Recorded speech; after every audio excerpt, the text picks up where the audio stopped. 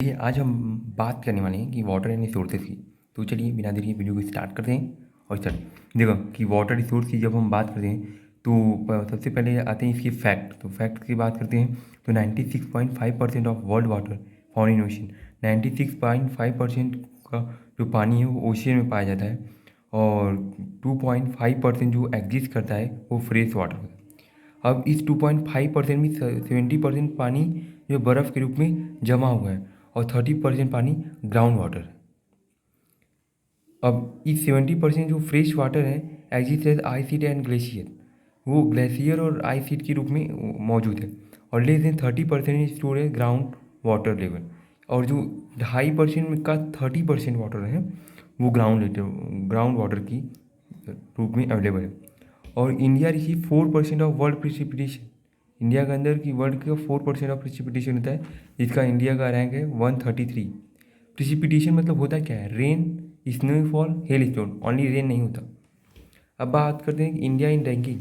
वही बात करते हैं इंडिया रैंक है 133 in term of water availability पर पर्सन पर एनम। और बाई 2025 इंडिया में ज्वाइन मिनी कंट्री दैट है फेसिंग वाटर स्कैर्सिटी। इंडिया भी 2025 तक कुछ ऐसी कंट्री को ज्वाइन करेगा जो वाटर स्कैर्सिटी का सामना करे। वाटर स्कैर्सिटी है क्या? A situation when enough water is not available to meet the demand of people. एक ऐसा सिचुएशन जिसमें मतलब ज़्यादा मात्रा में पानी नहीं अवेलेबल होता, अधिक मात्रा में पानी नहीं अवेलेबल होता कि वो लोगों तक पहुंचाया जा सके और उनके डिमांड को पूरा किया जा सके। Water may not be available due to, water किस लिए अवेलेबल नहीं होता? पुअर क्वालिटी की वजह से, लेस क्वांटिटी। यानी जैसे पुअर क्वालिटी, वाटर तो अवेलेबल है लेकिन गंदा है, तो उससे पानी हम नहीं पी सकते, वो पानी हम नहीं पी सकते। और लेस क्वांटिटी, लेस क्वांटिटी की वजह से भी हो सकता है कि वाटर अवेलेबल ही नहीं। और वाटर स्ट्रेस, वाटर स्ट्रेस होता क्या है? According to Falkenmark, a Swedish expert, water stress occur when water availability between 1000 and 1600 cubic metre per person per year. Water scarcity तब ऑकर होगा जब कि वाटर अवेलेबिलिटी होगा 1000 से 1600 क्यूबिक मीटर के बीच में।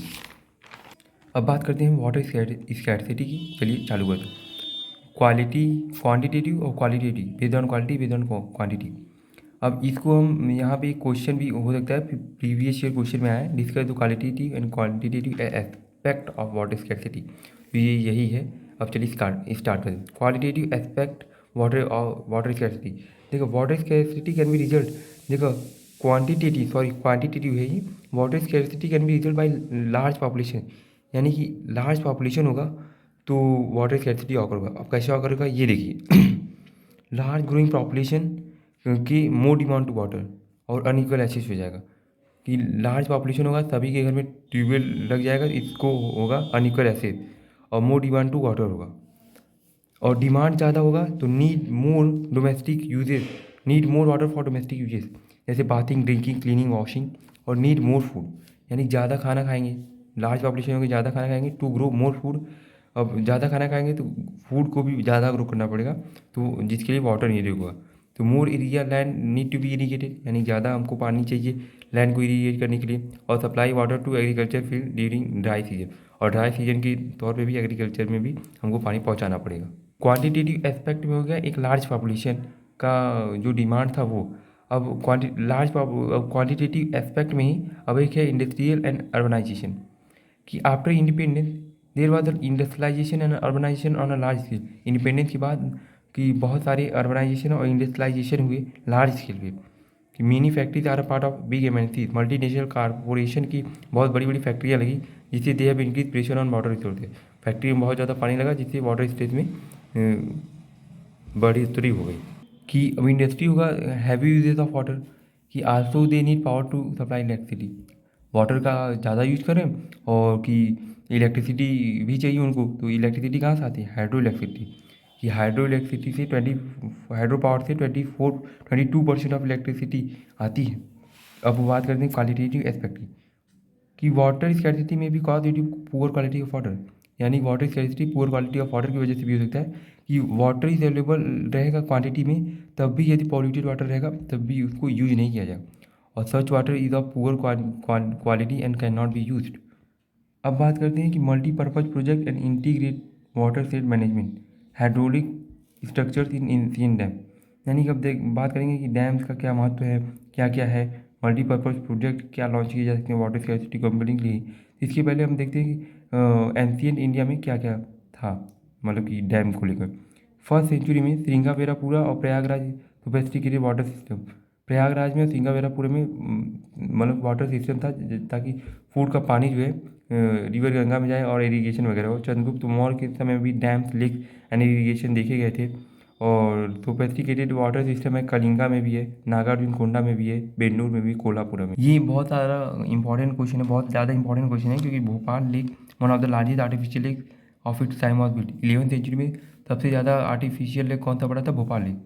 और 14वीं सेंचुरी में the tank in Hauz Khas Delhi was constructed by Iltutmish for supplying water to 340। अब बात करते हैं डैम और they help in conserving water. Dams किस लिए बिल्ड होते हैं? Collect river water and rain water. This water, ये वाटर को इरिगेशन पर्पज़ के लिए भी यूज कर सकते हैं। Now dam is use for multipurpose project. अब dam as a multipurpose project, देखो dams are now use for mini multipurpose project. Domestic areas में वाटर सप्लाई के लिए, इंडस्ट्रियल एरिया में वाटर सप्लाई के लिए, इलेक्ट्रिसिटी जनरेशन के लिए, रिक्रिए इंटरटेनमेंट पर्पज़ के लिए, घूमने जाने के लिए, फिश ब्रीडिंग के लिए, और इनलैंड नेविगेशन के लिए, नाव वगैरह चलाने के लिए, इनलैंड नेविगेशन सॉरी करने के लिए। और so it is called multipurpose project. Why dam से कॉल्ड मल्टीपर्पज़ प्रोजेक्ट? तो यही आपको उतार के चले जाना है।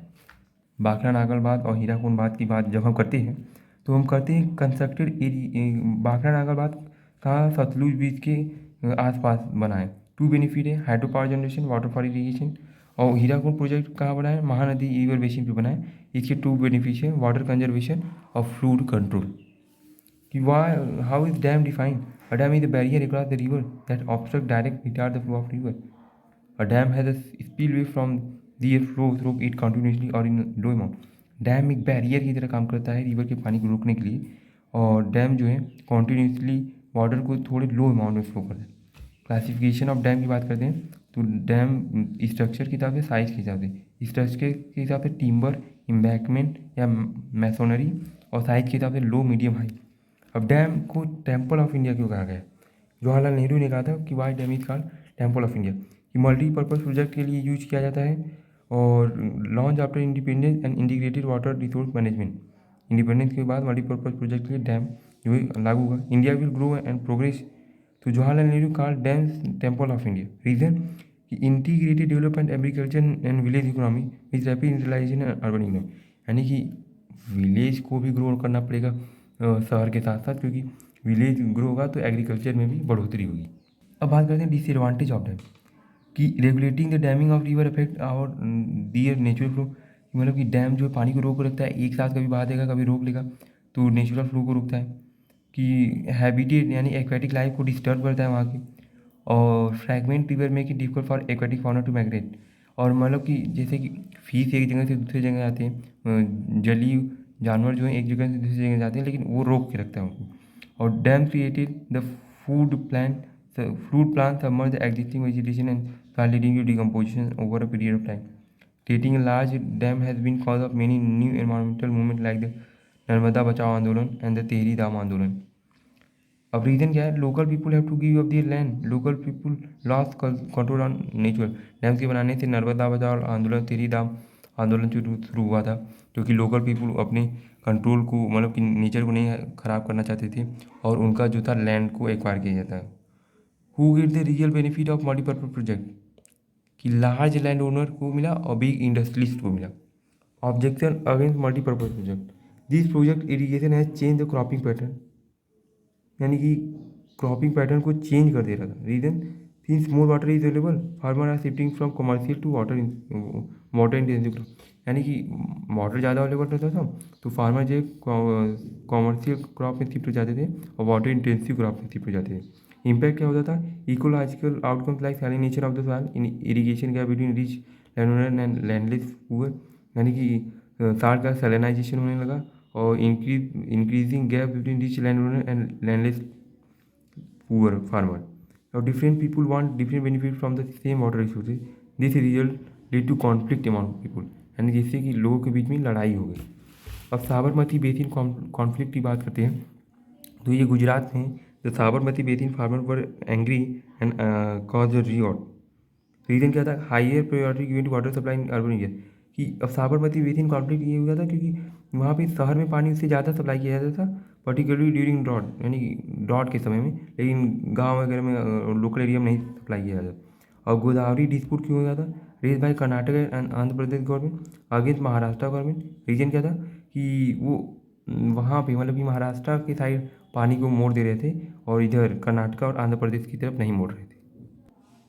अब देखो, more objection to multipurpose project, most of the multipurpose project are facing objection, fail to achieve the purpose for which they were made, dams have cause early reason की वजह से हो गया, और कि dams have cause flood by sudden release of water stored in a dam after rain.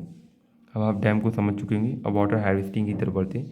प्रैक्टिसाइज to collect water reuse to different, मतलब कि water को कलेक्ट करके खराब वाटर को या तो वाटर कहीं वेस्ट हो उसको कलेक्ट करके उसको रीयूज करा जाए।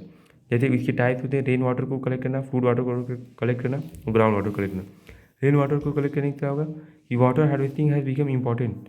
रीजन क्या है इसका, इफ जो objection are being raise against multipurpose project and water harvesting is a good option for social economic and environmentally, कि डैम के खिलाफ मल्टीपर्पज प्रोजेक्ट के खिलाफ ऑब्जेक्शंस राइज होने लगे, तो इससे वाटर हार्वेस्टिंग जो है इससे कोई ऑब्जेक्शन राइज नहीं होगा और ये सोशल इकोनॉमिकली बढ़िया भी है।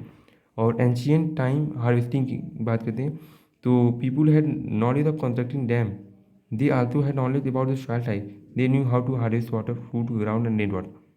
यानी कि एंशियंट टाइम के लोगों को भी जानकारी थी इन सब के बारे में और वो फ्लूड ग्राउंड वाटर और रेन वाटर को हार्वेस्ट करना जानते थे। और रेन वाटर हार्वेस्टिंग टेक्निक की बात करें तो in Bengal flood water use for irrigation by making channel called inundation channel are will to divert the flood water. Bengal flood water को हम मतलब कि एक चैनल बना दिया तो जिससे कैनल का वाटर जो है फ्लूड वाटर से डाइवर्ट हो गया। In western Himalaya diversion channels called gulls or cools are built to divert rainwater in arid and semi-arid areas of Rajasthan. Agricultural fields are converted into rain harvested storage. Rainwater is allowed to make the soil moist. This is called johad. In Jaisalmer called khadim and the part of Rajasthan called johad.